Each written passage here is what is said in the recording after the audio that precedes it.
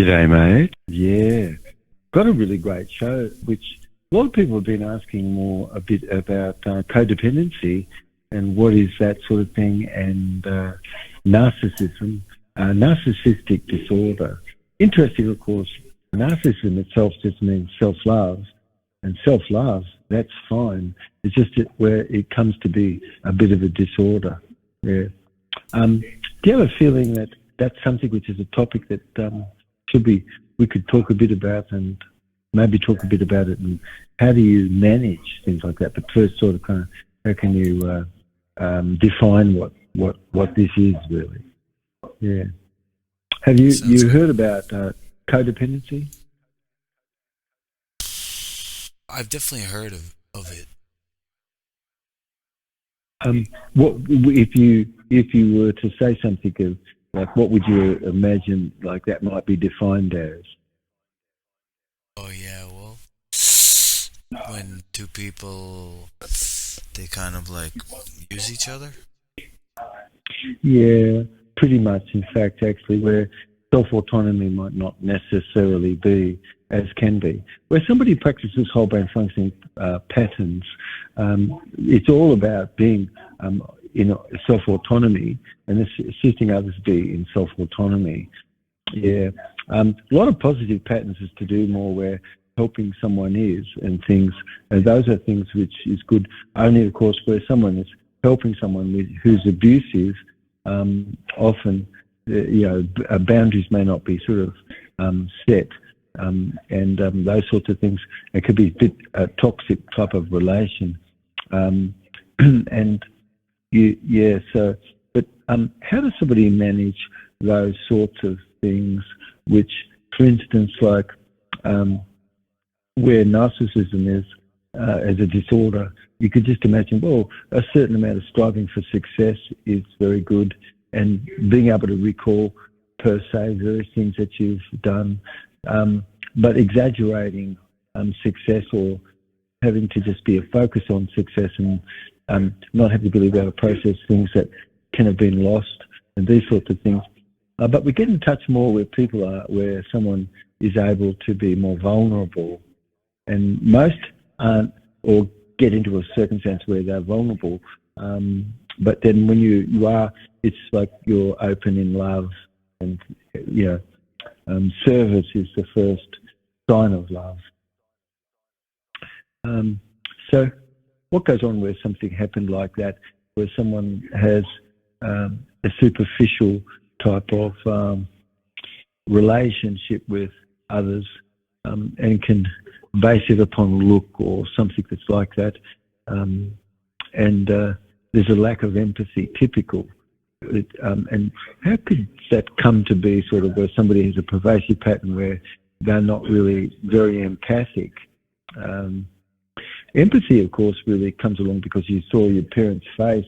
You only could see maybe 18 inches, and up for the first period of time in your life, all you could see more or less up close was your parents' face and facial expressions. And those facial expressions all engage muscles today, and nerve, which occupied gills in fish and things, which cause the body to be prepared for some external condition that's going on, and preparing the body internally. And there's fear, flight, fright, or fight sort of response that can have been, and so where something exists like that, it can have shut the frontal cortex down. And when somebody's practicing whole brain functioning, they're doing what they can to look at patterns that they have, and to see that there's not unnecessary, exaggerated types of success going on, and or a single focus on non-stop on self. Someone's able to ask another about themselves, and allow others to participate in conversation and things, and you've got really good communication skills.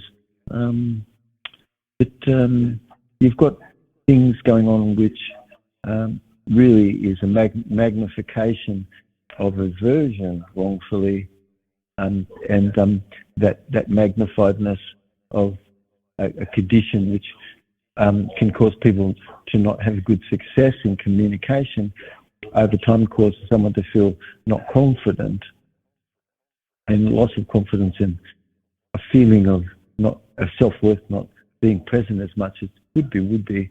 And so then excessive types of conditions go on where the superficialness could be because somebody's not looking within. But how does this all begin? And what are some of the forces that can we look at in a modern time understanding today? And one of the things that comes up is called a surrogate spousal relation, where children are coming out of single-parented types of conditions, but also where a parent was more favoured against another, and these sorts of things. It's probable that a surrogate spousal relation could have been passed on to the child. And what's that? It's really an incestual condition of bringing topic or subject up, which isn't something which a child could navigate or have a situational awareness about. And because things could be brought up where a parent no longer having a spouse takes it upon the children to pick up the slack of the spousal relation. And so things are spoken and talked about and things and such, like as if a child maybe is an adult or can have situational awareness. And it can cause a child at a young age to feel that they really need to help save their parent or help protect their parent and this sort of thing. But how can they, sort of thing? And so a great dissatisfaction could come to be, but the biggest thing that happens is what's called emotional overlay, an overlaying of an emotion. And so a subject matter that's brought up isn't clean of itself. And so something pervasive could be going on where somebody gets noticed to be more depressed, or they really aren't able to sort of fit in, or a whole range of selective restrictive violations go on where someone brings a subject up, but it's a complex equivalent, or somebody brings a subject up and talks about something, but you can't quite understand what the meaning of it is, because nominalizations, meaning some action is supposed to be being talked about, but it's being talked about like as if it's a noun. And then, of course, you've got unspecified verbs. So all of us really to be listening to the heartfelt level of what's being communicated versus, most people are really learning how to articulate things, so things can, that they're better off. And so where surrogate spousal relatedness was inducted, you could see a range of things which somebody can have not been aware that was emotional incestual type of a condition. And it's typical that where personality disorder is, you've got some part which needs to be integrated.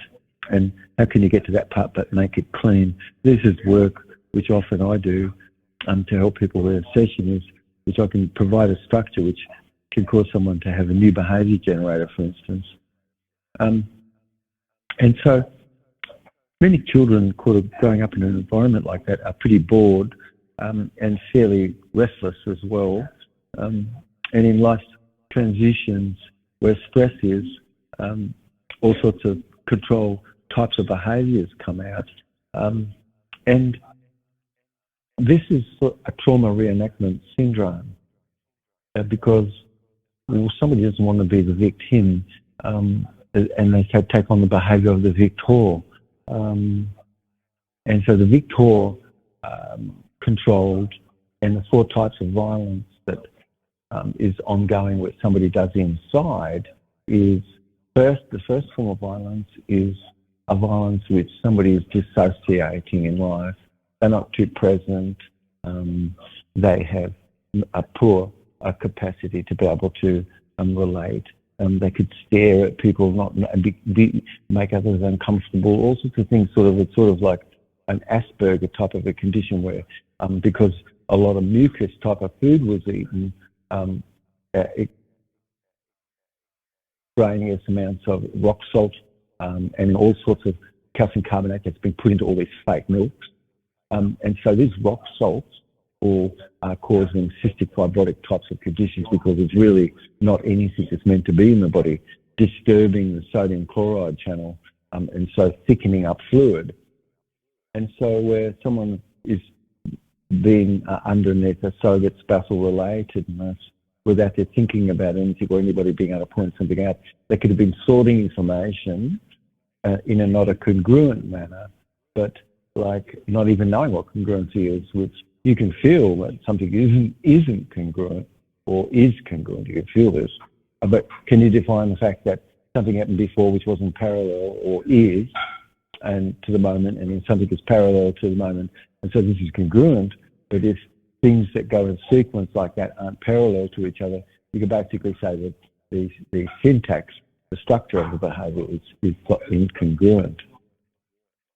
And so you and I, we have three choices, and rather than dissociating, you could be looking at things in the way that you respond. Whole bone patterning is like always you're going to sort for agreement. And so where somebody's not sorting for agreement, that's sorting for polarisation, they're trying to polarize the person, they're sorting for the opposite, what doesn't fit, what's obscure, what somebody didn't say, or what somebody, it's imagined that somebody didn't do, or, you know, so it's aversive, and where aversion has been as a response, it's typical that somebody could just be getting everything through I don't want, can't, should, try, but must only, and not for that to be positive, which it could be. One could learn how to use all those words more positively, of course, but coming from a positive sense of everything inside yourself from your heart. So the first type of violence where something is which is passed on to children, and we then do those sorts of things because that's what the victor did. You know, he didn't want to be the victim, and so the victor dissociated from you, left the room, left the conversation, was doing things all the time like that to control. And sometimes something needs to be, that can be healthy, but not as a pattern ongoing pervasive. If you recognise this, change it, because you're going to have a better relation. You can be focused on agreement. When you never thought about focusing on agreement, you start focusing on agreement now, and I know the quality of your life is going to be improved incredibly. So the second form of violence that everybody does, that's practiced, it's just sort of like a trauma reenactment syndrome, is a combination of these violent things. The first one, of course, is just dissociated. Being dissociated means you always sort away from, you sort outside, you're looking out there, and so these are all levels of immaturity and levels of emotion, not having necessarily the ability to be sort of managed. And then when things are like that, then people set things up around them that is giving them the opportunity to be able to survive given the circumstances of things. But it's a typical thing that most people are going to experience, not necessarily having too many friends where something is going on that's narcissistic disorder, meaning self-love disorder, where somebody is exaggerating things, mostly because that they couldn't feel shame, guilt, and loss and embarrassment as positive learning experience. And when somebody isn't allowed to have those experiences, that feeling, only sets of rules come to be, which is broken, and no consequence exists. And so when a child grows up where you are in an environment where you're taught that people are basically good versus people are bad, those who are taught people are basically good, they're really going through life and don't have to have all these coping strategies and everything. So right off the cuff, there's just some few things in the parenting style and the way of going about things leading to conditions of life which is integrated and associated and congruent integration is like where the parts are more in flow, but where parts are not in flow, there's things that you could look at where you are to learn more whole brain functioning patterning, which we could talk just a little about in this program. But it's really repackaging things and being able to look at what you've done. There's a post-traumatic stress disorder past something that was stressful and some disorder that could have come about because of that past traumatic stress disorder, and modelness of codependency, and degrees of narcissism. And so all of that develops more from childhood trauma that wasn't resolved and a fear, flight, fight sort of type of response. But where somebody had the rug pulled out from underneath them as a child, as a young one, so early in life, and abandonment can have been felt and things that's like this, it's something that somebody can decide they're damned if they do or damned if they don't, and so it creates a learned helplessness. So even where choices exist, it's that somebody doesn't take those choices. And the part that's the terror, which is the error, once that's recognised and acknowledged, that's one part to be integrated with another part where somebody really learns more other ways of loving. And these two parts then come together and someone no longer is in a learned helpless state. Somebody spiritual could assist to help where somebody is. If somebody's not taking a spiritual approach, I doubt very much it can really have as proper a good success. But where these conditions that go on is pervasive into adulthood, like these ways of controlling, which so far we've covered dissociation. We talked that people distract. Distractors really bring up other topics and make a sacred cow the topic that you brought up. So it's sort of like they're distracting and things like this to control. These are control freak types of things where somebody's doing this over and over, and this is the way they manage everything to get people to do things or get things done, rather than strategy, which is motivating, which is more of an internal generator and not engaging sort of control types of things. Another type of violence which goes on within ourselves is where we question ourselves to make ourselves smaller. And so you can see what do you do but to question the negative things in a positive way so that you can clear up what's negative so that you really have a pattern to be able to come back into your own self-autonomy. And so interrogatedness is sort of where questioning or things would be internal dialogue-wise or external, which causes someone else's model or your own model to feel much smaller. And so these things then have responses, which is really an emotional sort of dysregulation. And so it's really recovering from these emotional dysregulation type of thing and being able to manage emotion. Who's mature is really able to manage emotion. And so where shame and guilt and embarrassment was allowed in childhood, and that's positive in the way that it shapes character, that some consequences existed for various things that could have been done.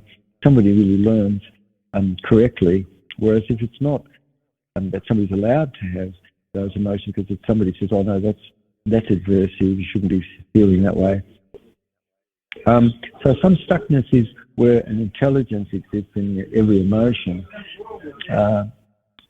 and it's really something is there that was positive, adaptive, given the circumstance that it was taken aboard, yet can have secondary negative consequences as a behaviour pattern. So where somebody practices whole brain functioning, they immediately start to live a better life, really, because you're winning friends and influencing people. Otherwise, there's a whole big old flashback that can have been going on emotionally, and where shame actually is, and guilt that can't be got at. And so where flashback is, somebody doesn't care too much to be suddenly felt less, where somebody already does feel less, and so that that can cause somebody to be more predatory and abusive to others, to cover over and be intimidating, which is the fourth form of violence. So there's these four forms of violence to control, and whereas if you use a model operator possibility, like I wonder if is it possible, of course, if you're speaking, you really love it that somebody is listening and be able to listen to things. If you're giving people choice, they're going to be able to listen better. But personality disorders really are really cleared away because someone can look at order instead of the person and allow more healthy relations and to be active in listening and this sort of thing rather than being egocentric, and yet to be more humble where one is and set boundaries and that's healthy. You're really not in a mode where if you could look and see that somebody's wanting to be superior or coming from feeling inferior. Superiority, inferiority, these are sorts of things which cause someone to just be continuously having sought attention. And acknowledging, not having an easy ability to be able to acknowledge the feeling of others is like an example of Asperger's. And so when somebody can take on new information, it shows that someone no longer is in a dissident state, where you can see that you present new information to someone that would definitely change their view, but it doesn't in their response. If you can see that happen twice, it's really a state of dissidence that's existed, probable more as a pattern.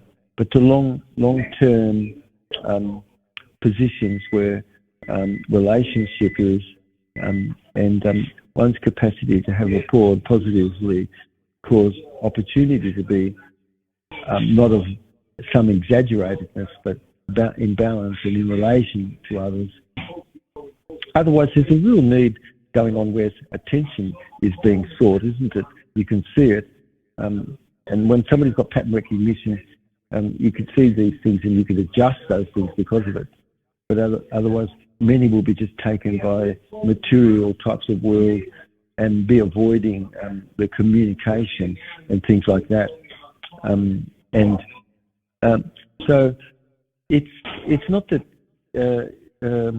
someone can't feel unique or that they don't have some specialty and that somebody could have something great. These are things which is narcissistic, meaning self-love, and self-love is perfect. It's when it comes to be more of a disorder where a magnified over-the-top comes to be. And so you've got high status types of things which influence someone that's such, and assisting kind of is service, and service is the first sign of love, like we were talking about. But, and so being congruent is like a parallel processiveness. Being integrated is a flow between all the parts. Being associated is being present more for yourself and for others. And learning how to motivate, which is about learning, growth, achievement, recognition. These are things which you can get most everything done where something is engaging more an internal generator. Otherwise, a narcissistic personality disorder could be being displayed, and that can have impacted all one's core experiences. And it really is because someone had to feel more special or they had to pump themselves up. And it is all coming about because somebody really didn't have a proper sense of confidence for themselves. And so you've got enablers and you've got enforcers sort of thing. An enabler is someone who will forgo their own rights and care and just to please someone else when that can be just really detrimental ongoing because somebody's really not in their own self-autonomy. It's just sort of an example of a codependency. And so it's really in eye awareness where you have an empty centre and you simply just care. I mean, that's the primary way to be. Otherwise, all sorts of exploitation could have come about with you looking and seeing in life, and coming about because someone can feel entitled beyond what they should, certainly feel entitled, and yet really be empty and not have achieved anything at all, but come across real confident, like they really know the wherewithal, but a very deep Dunning-Kruger type of a condition of anosognosia where who's there doesn't know what the condition is that they have. And it's typical that somebody like that really doesn't have proper empathy, because they've got such going on internal that how can you be able to be receptive? In whole brain patterning, you're able to be receptive, whereas limited mind function, where you're really into the don't, like, can't, should, try, but, must only, you've got adversity building a network which only is connected to adversity, and so it neurologically inhibits pleasure and the frontal cortex as a result. So most people who really are in a limited mind function state, they're not ever getting into the frontal cortex. You can give new information to the person and they won't change what they've thought. You could say what you feel and they can't take even aboard how you feel or adjust themselves from what they thought you felt and things. But you've got toddlers as babies who could be sad, and a sad baby is someone who's had the rug pulled out early on, and they're damned if they don't, and so it's sort of sad, which that's not a natural at all. And then you've got the angry toddler, which really would show a aggressive type of domestic violent type of a condition,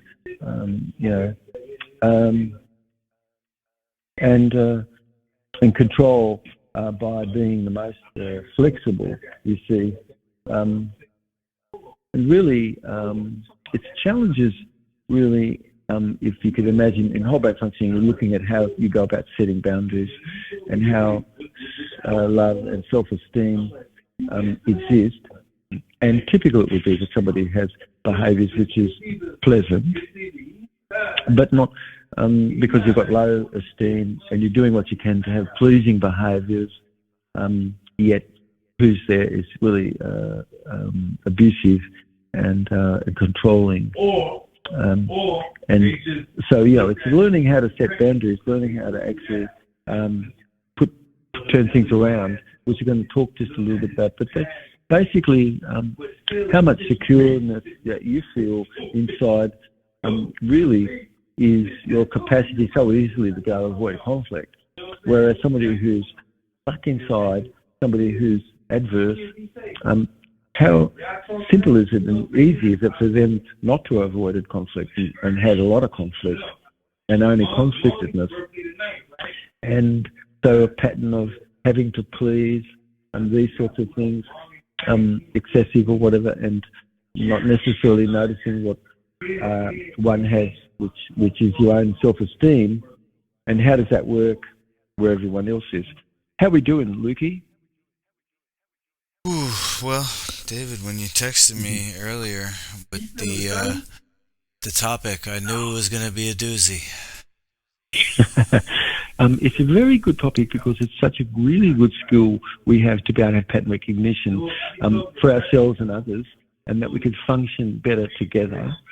Because certainly it is that as you search for agreement where you can you get agreement? And it's certain that there's ways that somebody could set these boundaries and things softly, have gentleness, kindness more. Whereas otherwise, adversity is just so quick to be knee-jerking, and because it's going to cause limited mind function and that sort of thing, it's a chronic type of condition going on where somebody's only done things by controlling others rather than actually coming from an internal generator and motivating people and motivating others away and motivating yourself. So adversity with don't, won't, can't, should, try, but, must only, and all the selective restrictive violations that go on, putting freeze spikes through the brain and whatever was going on, interrupting whatever was a pattern that you could have a thought or a flow from. And so part of the reason of going on behind someone's lack of ability to be really good at public speaking is because they've got internal dialogue, which is inhibiting areas of their brain. So somebody who's really in exceptional brain function, that all these areas that are inhibitory are disappeared and not present, where somebody's really excellent at what they do. And so where somebody has a pattern of internal dialogue and a lot of don't, want, can't, should, try, but must only has existed there, and patterns of polarization in the processing information, rather than agreement with a condition or simple agreement, which is the three ways that you can process agreement with condition, and polarization of the three ways. So the first two ways that we just talked about, those are ways that you will always be getting everything that you care for. And what's the reason to be going into a polarization? And there can be some value where somebody polarizes, of course, like in a sale where you can cause someone to feel what the benefit is to them is of something which they own and have, versus something that you're selling to the person. And so where somebody's really good at sales, and they're really good, like teachers often, people will say, make the best partners in life because they're always in front of faces which they're doing what they can to correct slippery slope, where somebody has just gone on to consider that something exists, but they haven't examined that some fact that has to be doesn't exist at all, which is slippery slope. Or straw man argument, which is you're always being given two alternatives, polarized, and they're asking you generally to polarize to the last choice, typical, and in so doing accept the first choice sort of thing, which neither of those choices could be something which satisfies you, you see. And so these are things to be learned more, to have more logic, of course, but blurred boundaries is really where the imbalance could often be and where relation is. And then what you could see where something isn't working for someone, they'll ruminate and they can't exit from it. And this is sort of a pervasive sorts of patterns that you could see going on. And where something is said to someone that they can say about 10,000 times themselves, they can hardly turn their brain or mind off, which we always are talking about. Can you get rid of your internal dialogue? Get rid of it. And put things that you drop in the most negative terms you can, because why not? Because as you're going to drop them, what's adversive, maybe it should smell like cat poop or something, so that you just avoid what that is versus dabbling in with it. But it's an identity of self only through another person present, which is what codependency is. And so that somebody doesn't really have their own self-autonomy through their own self. And so how does this all bear out where somebody becomes an adult? And is it what you've learned, things which can cause you to have good partnering skills, good team building skills, and be good at self-initiating? But otherwise, a lot of disconnection is from one's own autonomic self and automatic self, and a narcissistic personality disorder more is where an addiction is to have to be validated and have to be approved and have to be the center of attention and things. One can take a back beat and let others be and give someone else who might not be able to do something as well a chance to do things and this sort of thing. So you're fully more empowering and you're more interdependent, where each has self-autonomy and is fostering self-autonomy in relation, versus dependency, as codependency is more in relation, where some addiction typically is. Typically, the enforcer it has some problems with addictions behaviour-wise, and someone helping wants to help, and learned helplessness or codependency is where somebody is putting up with a lot of abuse and not setting boundaries because they just want to please the other, and they could say that that relation or whatever is more important than themselves. which isn't proper healthy condition to be about. But someone's ability to really make something worthwhile, and to be able to be really good at reframing and putting meaning and thoughtfulness around any subject, versus making something worth less or made worthless, and so somebody is to sacrifice themselves. And the greatest thing then that comes to be is their ability to sacrifice themselves for the taker, which is sort of like a codependent type of a condition you could look and see. Very common where one has abuse disorder, that some codependency often is going on, which is not true love at all. One's not loving you for the sake of your love within yourself, but loving you for themselves instead. And so you and I, we really go through life, and we could have success because you could be picking up whole brain patterning, which is sorting toward and sorting within, being inclusive with your speech and syntax, framing things positively, but in a direction, sorting toward versus away from and outside. So one could seek more attachment and things in the way of being, because oxytocin then is released where behaviours are such, rather than cutting everything off, which is very polarising, and being quite stupid by, like, younger ones, especially men. Young men will ask another young man if he wants to fight or something. Quite stupid, because it's such a grovelledness that the young man's gone to, immature like crazy. And these are things which you're teaching kids how to avoid and really be good at resolving conflict, which that's the best form of things where life is itself, versus seeking it. So some form of stupidity certainly could be where someone's not going to have any benefit themselves, and certain it is that the other person's not going to have any benefit.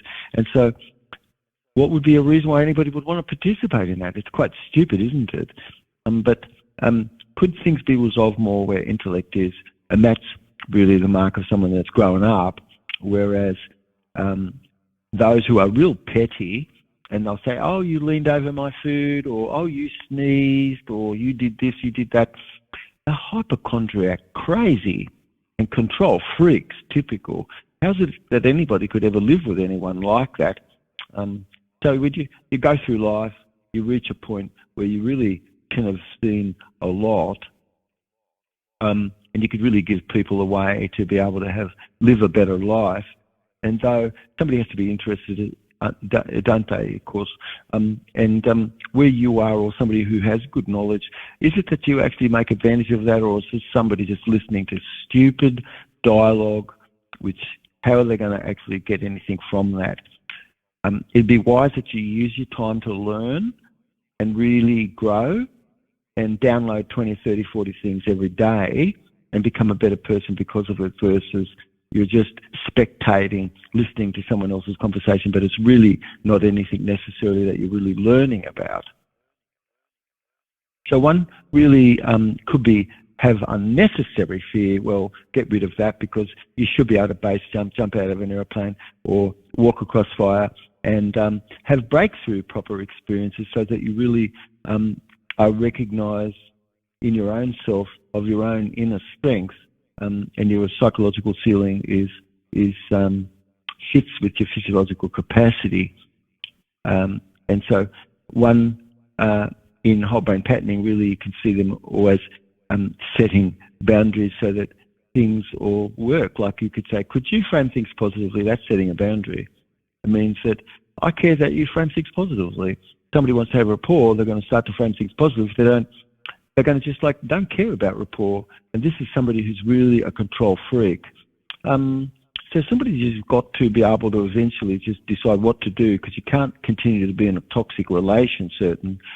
And where toxic relation is, schemedness exists, and you could be set upon without anybody saying anything to you.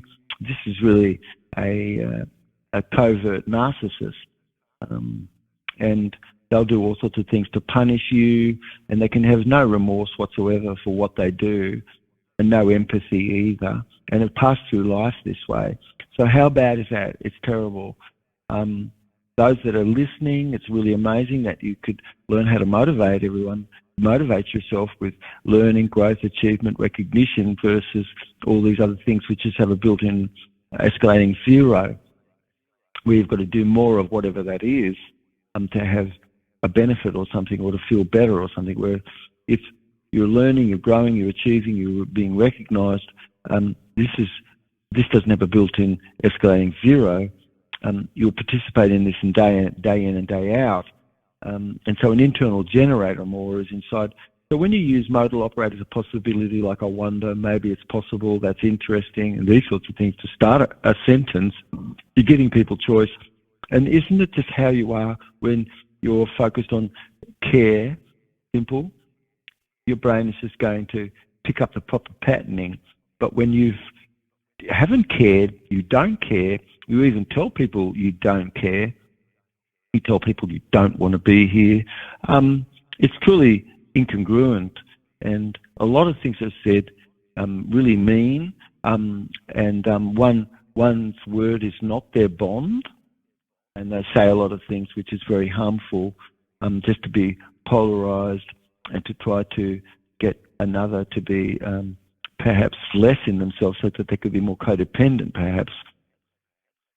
And these are the sort of patterns that you could see going on, and yet it's an interdependence, and it's a beautiful agenda where you're practicing more whole brain functioning technique in the way that you're going about things, which those that's listening should look into the work on whole brain functioning.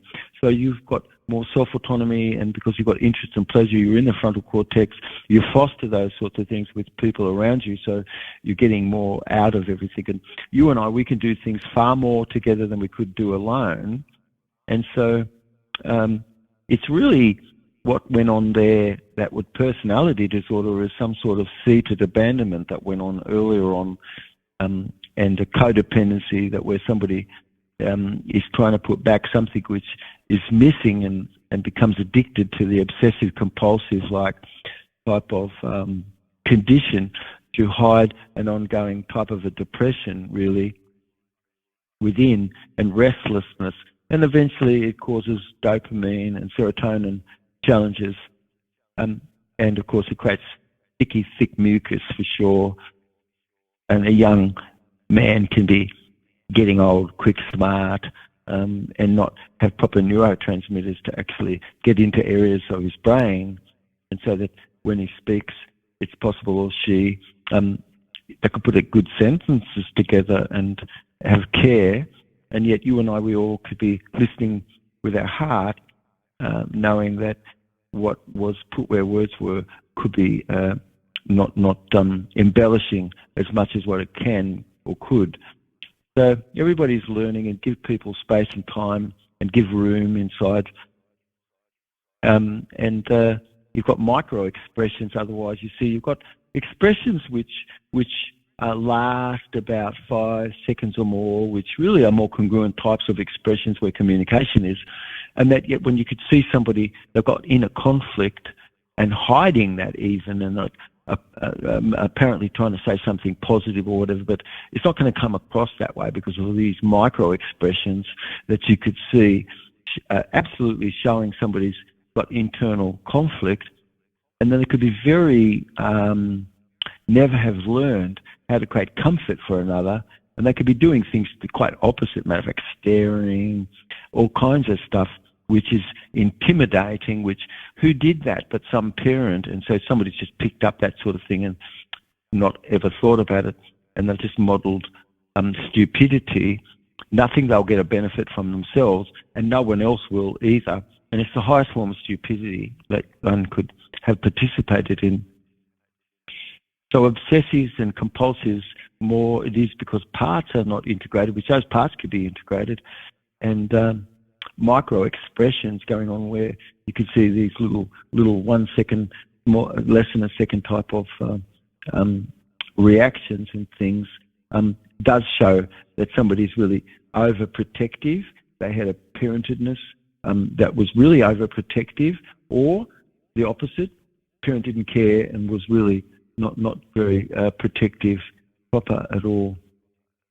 And so you've got a trauma, a post-stress traumatic disorder where some stress was in the past, and what was the emotions and things that was emitted, and is this been reframed so the parts or whatever it is they're more flowing, rather than having a pettiness going on, or a grandiosity about oneself fully wrongfully, and then causing others to be sort of vulnerable more.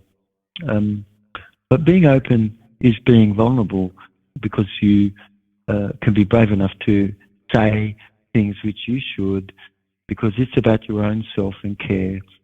And this is narcissism, meaning self-love. It's just when it gets overboard, now it becomes a personality disorder. How did it happen? We talked about it. We said that it happened because a surrogate spousal relation was where parenting was, and emotional incestedness was, and so emotional overlay starts to be. And if somebody was given wrong food, they can all have had a lot of mucus. And how did mucus affect your ability to be able to see and this sort of thing? Upper respiratory challenges can have been, and this sort of thing. And it leading to more Asperger types of symptoms, where someone hasn't easy ability to be able to recognise and be empathic about how someone else is feeling. And so typical it is where someone doesn't have proper capacity. It showed because they didn't do well at school, didn't do really well in social life much. And so self-absorption starts to come to be in those. And they've got to do things and magnify things to get out of some loss which they have, which if you could just reframe the loss, now you don't have to have all that behaviours to try to get something back. A grandiosity of one's own self-image, and a special type of a treatment has to have been, or something. And where you could see those things going on, you can see that it's really someone who's trying to seek power for attention, and they might just have a sort of a false sort of rosy view, but be superficial. But that rosy view often is lost pretty quick over time, because all these patterns which is adversive all start to surface more, and it's very situationally specific to stress, and then because it's state specific to stress. And so practicing whole brain functioning is really what one should do. And so first it is, we're talking, and you could come to acknowledge what an issue is. That's the very first thing which one should do in whole brain functioning. And always be focused on what you could acknowledge. And so now you're accepting, you're in agreement, you see. And now it would be good, the second thing you could be doing all the time is challenging any negative thought that you have and getting rid of those negative thoughts, so that you're bringing back more of your self-esteem.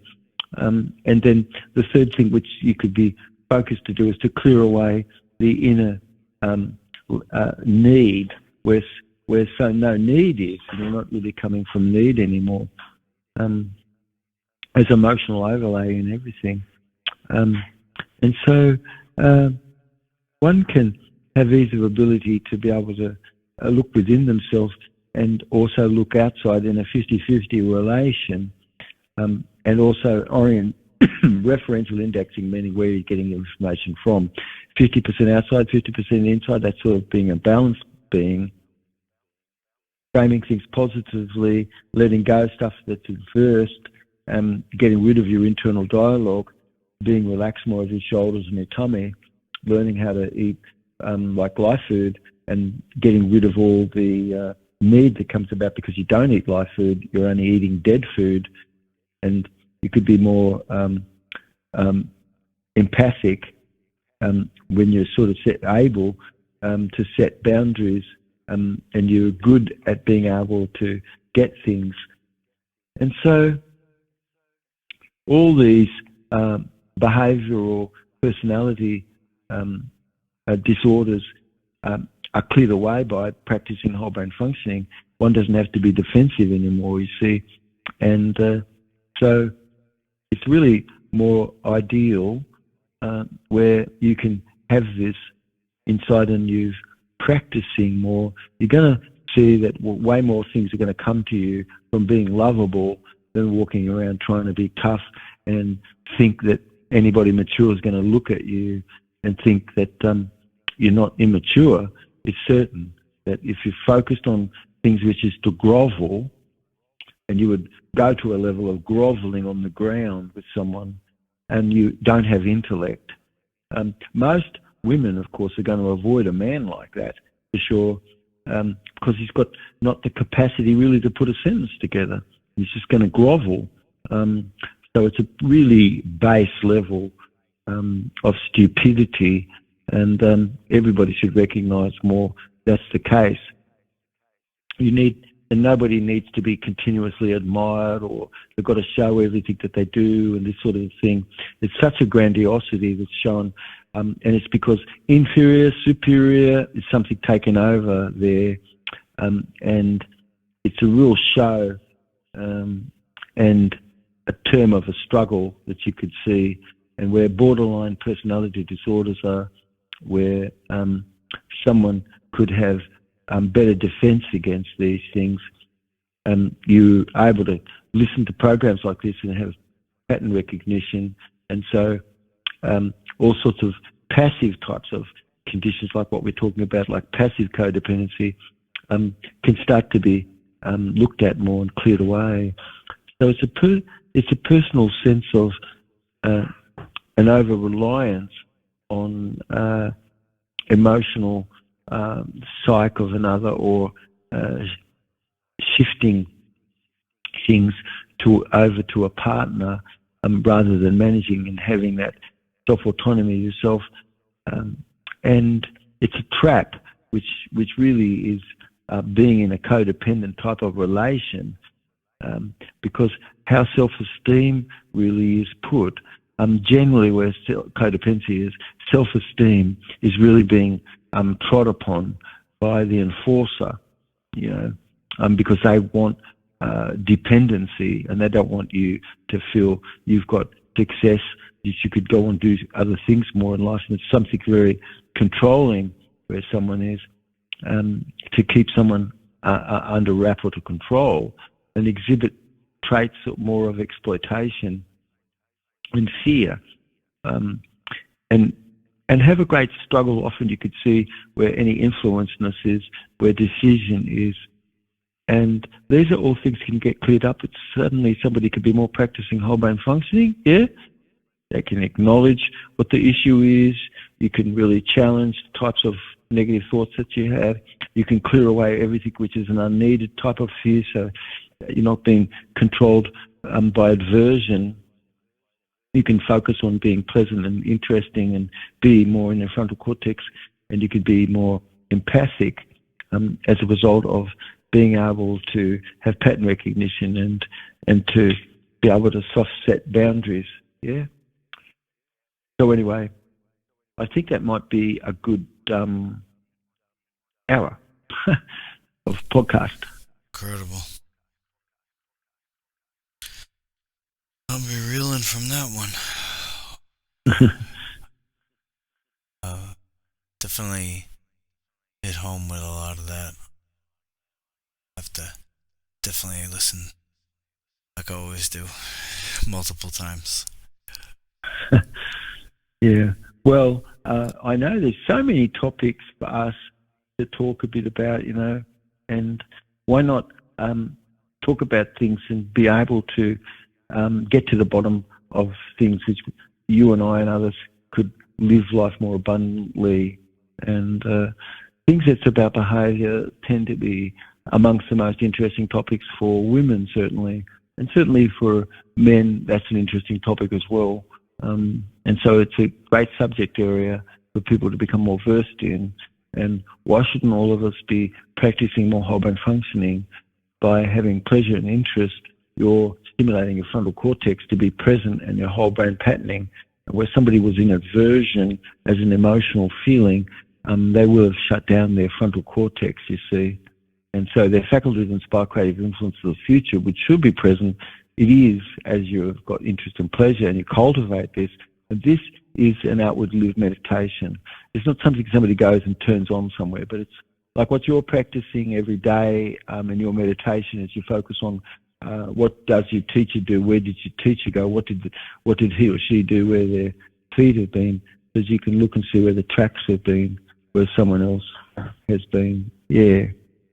And by looking at the tracks where someone's been, you can understand a lot more about what someone has done to achieve the things they have. And now you can lift your eyes more and be able to participate more because you've got clean feet to walk through a mind. But most people may not have their feet not too clean to walk through anyone's mind. Yeah.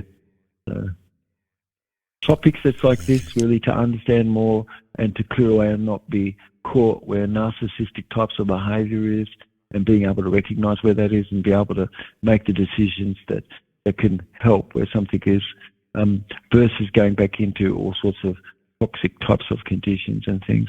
Yeah. But most of these things is very learnable. All the behaviours that you see, very conditioned and Pavlovian conditioned, basically. Yes?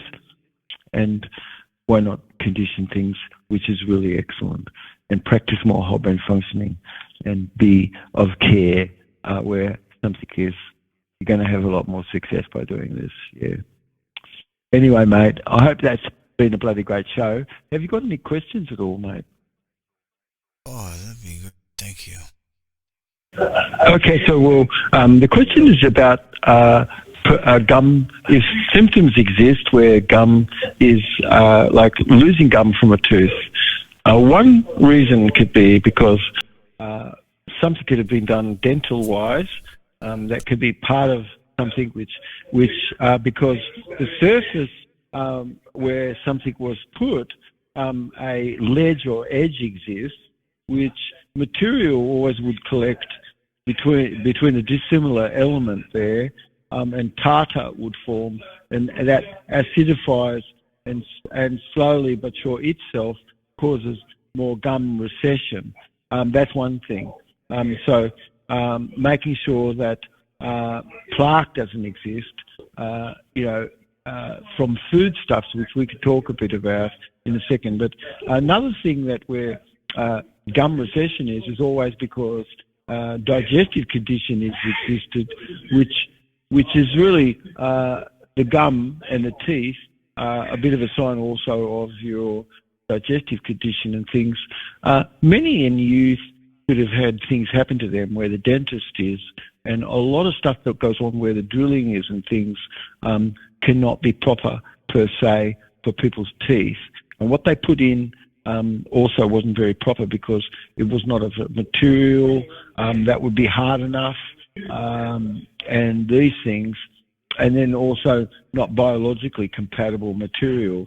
But so today where teeth are, first, you have conditions that you've got to look through where someone could have had work done and the dentistry can have really wreaked havoc ever more, which eventually that will have its effect. But it doesn't have to. You could keep everything that you have, but practicing like food, which one who's listening, they could learn that it's low methionine. So, there is no flesh or insect or fish or birds or anything that's like that, because that food stuff is acidifying, and we do not have a capacity DNA-wise to be able to break foodstuffs down that come from that source. Another thing is, where receding gums are, is because the average individual who has that, they can have lived a life which was not monophasic when they ate. They could have been eating through the day and always had release of various things from the portal vein continuously through the day from what was being consumed. And then these things dysregulate proper exocrine and endocrine function within our organs. So things that can be correcting, it's really a condition of digestion and food. And then the other thing that it's a symptom of somewhat is making sure that you're not mouth breathing through sleep at all, and that no mouth breathing exists through sleep. So those are things which, if your mouth breathes, that can really impact tissue and everything of the gums and cause recession of itself, because it's a loss of carbon, which we're supposed to keep our carbon. The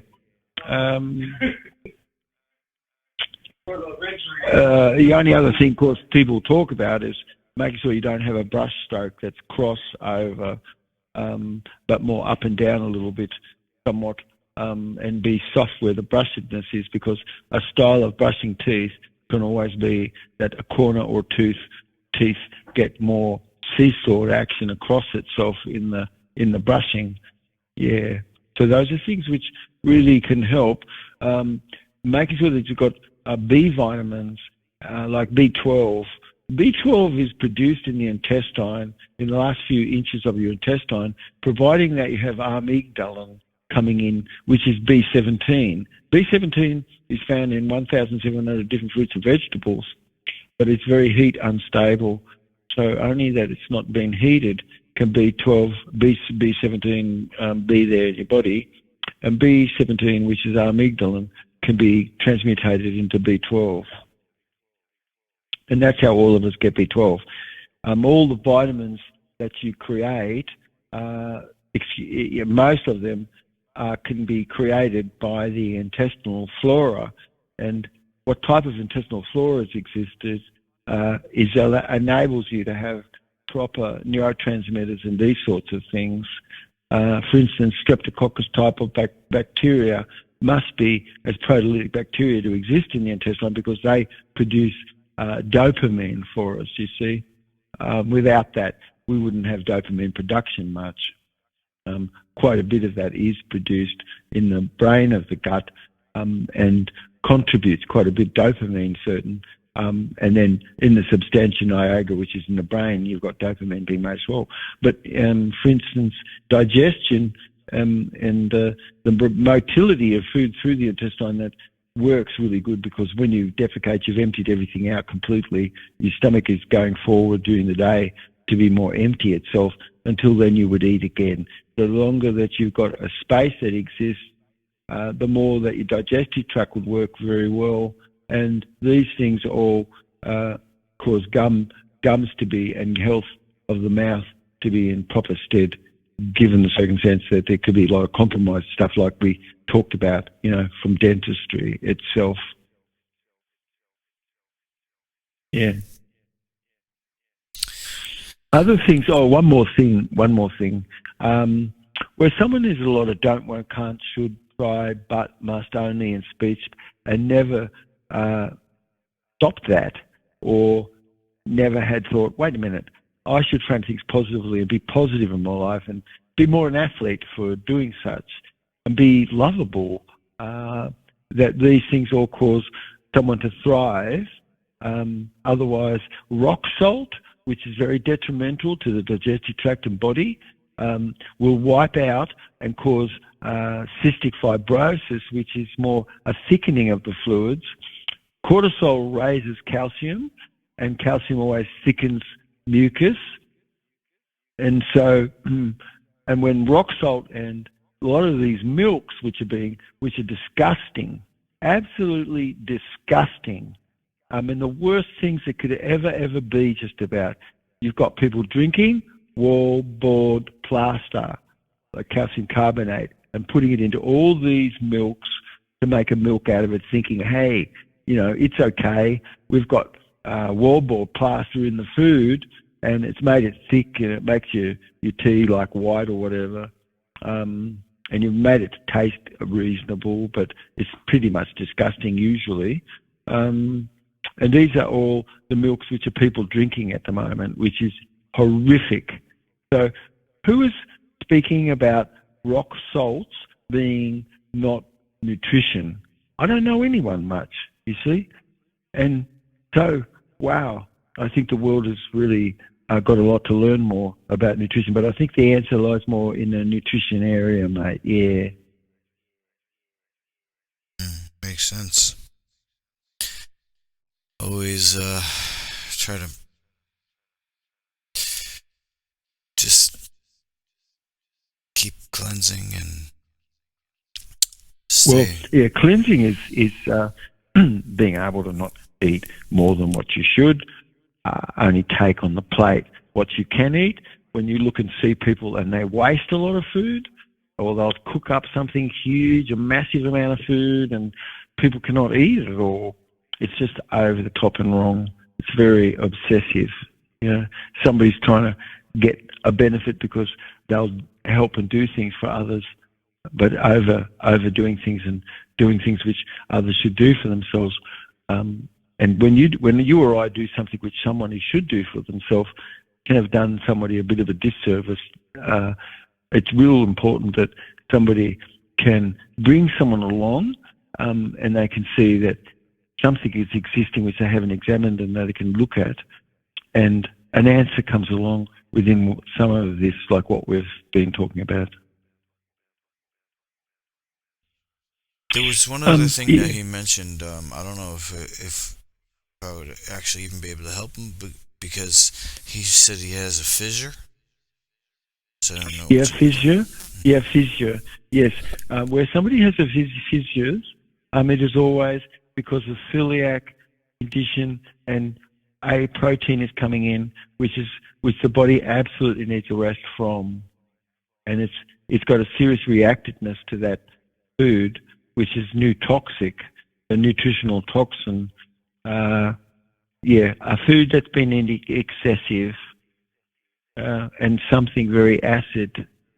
So fissures always occur because immunity is being lost and tissue doesn't repair, and tissue must have its north negative, and if pressure exists where it shouldn't be, all sorts of fissures and things like that can occur as well. But these are things which can all clear up. I've seen everything clear up like this on Life Food Nutritional Cleansing, which you do a 42-day program, and you can achieve such great results. You can get rid of the stone in the body, which who talks about that? And so our program, Jub Cell Rejuvenation, is designed to help rejuvenate the body. But despite whatever the condition is, it's the very perfect thing somebody could learn how to, and they do a program which teaches you how to be for the rest of your life, really. Yeah. I personally feel there's a big area, and that nutrition is an area which is, I'm so sorry that it's the worst science probably, and you've got people speaking about a lot of stuff which they could have never ever studied. Yeah, so in nutrition, I'd say that's pretty rife. Shameful, because it's an area as a profession which is extremely important, and probably is more important than a modern doctor. Yes, and since the last scam that's all gone on, most people have lost faith in modern medicine, because the scamdemic was obvious, you see, yeah, and has left people harmed, injured, costed, and damaged.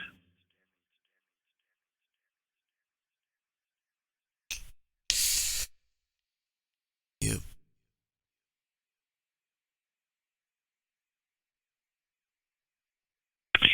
Interesting that when I talk to people, I'll say, do you know if anybody's in charge? And they look a bit daft, you know. Wow, okay. So most everybody, honest, is going to say that they don't know who's in charge.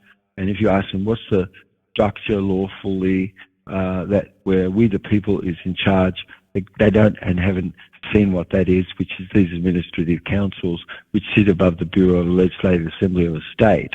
And that is the way that we as people get policy put, and it's the only sovereign group, because you can be only selected, you can't be elected. It is sovereign because it's common law. You didn't get there because some pact put you there, which none of us were involved in. That's not a sovereign body at all per se. But a sovereign court body is really an Article 3 or Article 4 court, and these are the only ones which can look over contract. So what would be the reason why would you think that even like the president is non-stop having Vice Admiralty law, which is the Crown trying him, and they are doing it for themselves always, and only ever putting him under a employee contract? And so you're to be told what to do, and what did you do with this, and what did you do with that?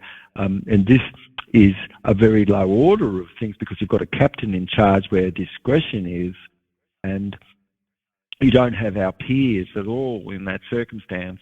And so whilst we stand by and let the precedent be of the Crown trying a president, what are we saying by allowing that?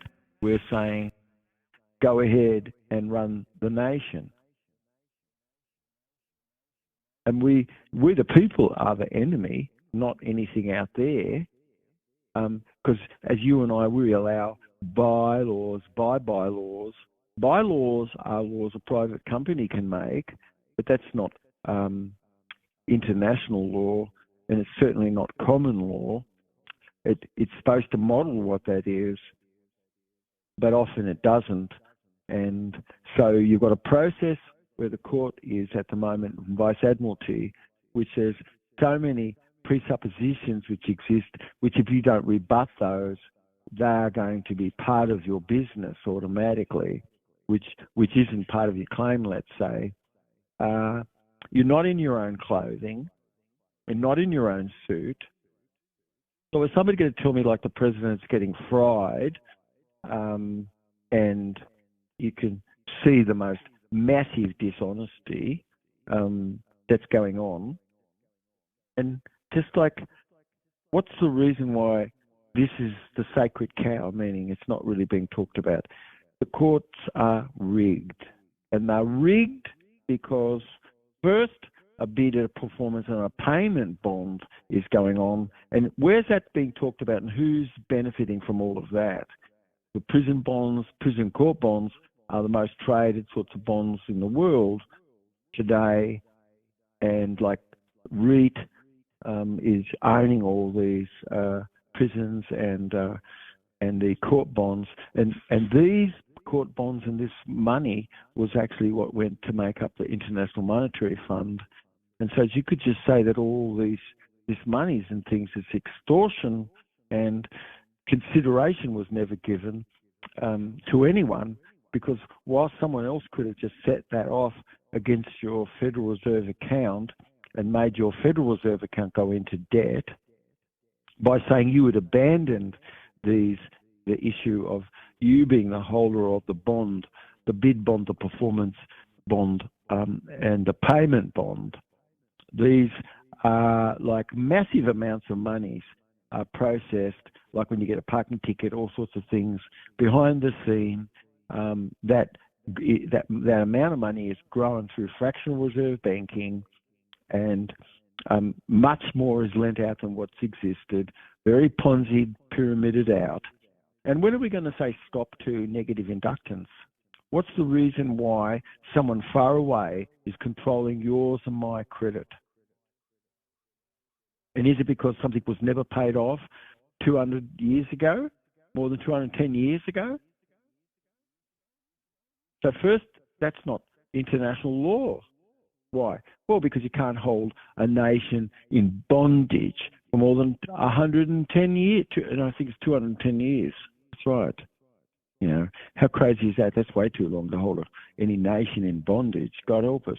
But all those ideas have come about because you've got pledging, an ancient system of pledging where everybody before you were born this private company, the state of the state of the state, which owns your BC number, and the system there uses that number to make bonds and to make money, and have used your account to pay themselves, and giving you consideration is giving you the ability to be able to set something up yourself. And so it's all discharged. So the charges are discharged, you see, because every charge is a commercial charge. And if you discharge the charge, no longer does the charge exist. The charges are discharged. And a remedy does exist. And why shouldn't it be that most everybody should be studying the remedy? But an Article 3 and Article 4 court is a procedure which is the best type of procedure for examining if a claim exists or not. And it's certainly not where someone is being taken through Vice Admiralty, which is a guild which is run by the Crown, owned by the Crown. They work for themselves, they work for the Crown, and then they work for the system, and then they look over there at you, and you're maybe third on the list of people that they serve. They straight away jump into, what did you do this, you did that, you did this, you did that, and all of the things which is about employment, like you're under an employee's contract. And so if you're a United States citizen, you have a bridged right, and because your W-5 form hasn't been filled out properly, you're not listed as the beneficiary, and so you should be. Why shouldn't it be that you correct your status? And what's the reason behind why this is not really being talked about like it should be? Should it be just that you just got waylaid, that someone contracted with you, which is unconscionable with you as you were a baby, and then suddenly, you become adult, you learn, hey, 1913, December 25th, the biggest fraud ever exists. And no one's going to say that it doesn't. It sure does. Historical. And you're pre that moment, meaning you've got rights to property. In 1933, on the 9th of March, you've got House Joint Resolution 192 getting passed, and you've got these bills being passed, and again, fraud, absolute and utter fraud, you see. So are you pre-March 9th, 1933? Are you pre-December 25th, 1913, when the Federal Reserve Bank was formed? Yes. These are all laws which exist still. You and I, we can have not been involved, which that's the enemy, you see. So we've got all these sorts of things going on, which you could think that life could be, we could be living life more in a golden age. And if we can set these administrative councils up, this is the strange attractor. This is what's drawing everyone forward into a future which is a better future. So positively inducted currency should be, no question about it. And that is the real reset. The real reset is you pay your debt and you pay it off, and you republic that debt. You revenue the debt. You revenue it with revenue back to we the people. And from there on, you've got positive inducted currency. You've got an account that could help pay for things for you in business, and for your house, and for your education, for your health and family and things as such. If you want to work, you can, and most people probably would, but you don't have to. What that does is it gets rid of jobbery. You can see so many pretended services being offered to people for their own financial gain, basically, which is really the definition of jobbery, really. Yeah. Anyway, we can live in a better world, and I think that would pay attention to all these other podcasts that relate to various things about your health and things. In history, quite a bit of the programs that we do is pretty revisionary. Yeah. The best. Yeah. So I reckon that someone should have a session. I do great sessions with people over the phone. The benefit to someone is they could achieve things behaviourally, and they can also achieve things more where health is and restore their health. And it takes a little bit more than just a wham bam, thank you, ma'am. But somebody could read the program, and I've done everything I can to write that and put it together. So anybody who does the program, they're going to really get a benefit, a great benefit. So the physiological things can be cleared up, because why not let somebody who's interested listening, they could pick up the topic, the podcast on cystic fibrosis, for instance. That'd be very helpful, because now you're understanding a little more about nutrition, which most people don't even know what cystic fibrosis is, or POTS, which is a postural orthostatic standing condition, where somebody goes to stand up, they faint, or they feel dizzy. And how much does sodium chloride and rock salt, part of that's so toxic, and other things, which is really not like food. One should learn more. What is like food? Low methionine, low phosphate, attention to enzyme, attention to a monophasic diet more, attention to preparing food so it makes it easier to digest. Of course, it's plant-based.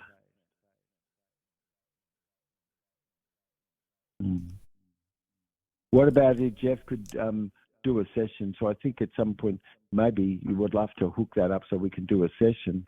And if you'd love to record it, we can too. Yeah, I told him I couldn't at this point figure out how to do two people at the same time. Right. But I told him I would ask you the questions that he had. So.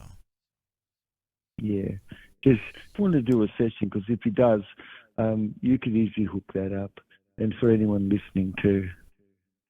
Oh yeah, I'd love to help with that. Yeah.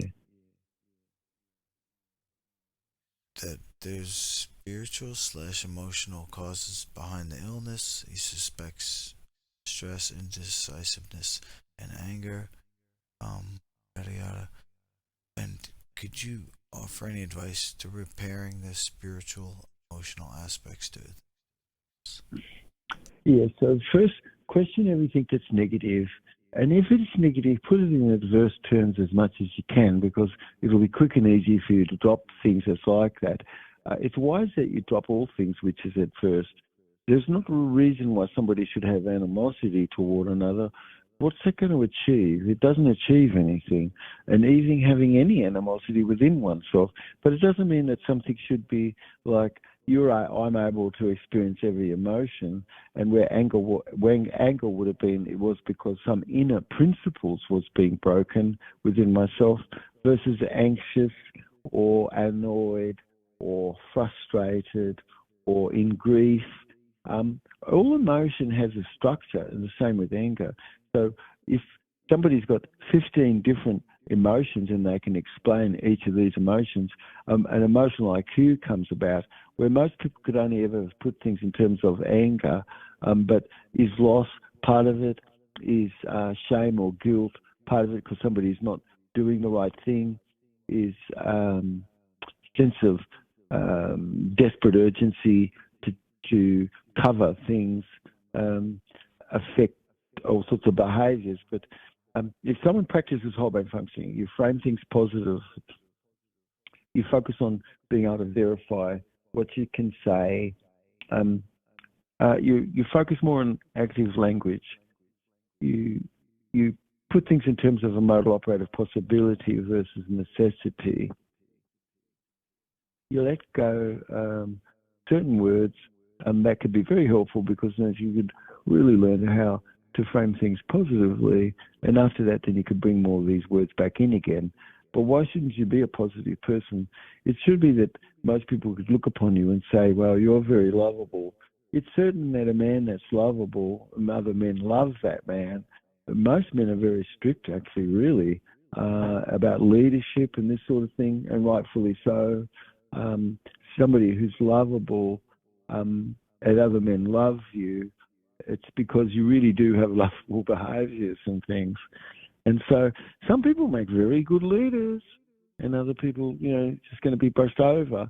And it is behavioural.